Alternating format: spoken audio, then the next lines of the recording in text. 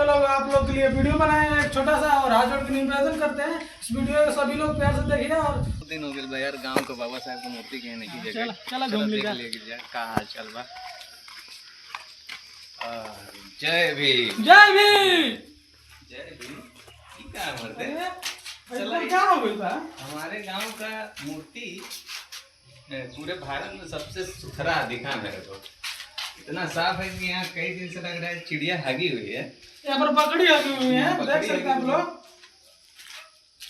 और वहाँ पे दीवार पेंट किया हुआ है, बड़ा नया पेंट लग रहा है। यहाँ पर बकरी आ गए, बकरी बकरे नहीं पेंट है वो। हाँ यार बकरी आ गया, बकरी। ये सबसे महंगा पेंट है, इसका डिजाइन कहीं मिलेगा?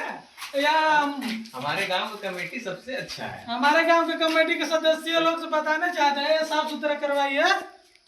इतना अच्छा कमेटी है, साला हम कहीं देखे नहीं है।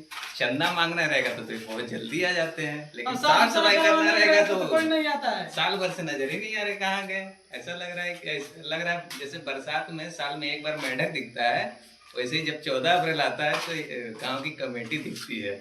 और साफ सुथरा करवाने के रहते हैं तो नहीं रहे, खत्म। कोई बात नहीं, मान सम्मान की बात है, अपने गांव की बात है।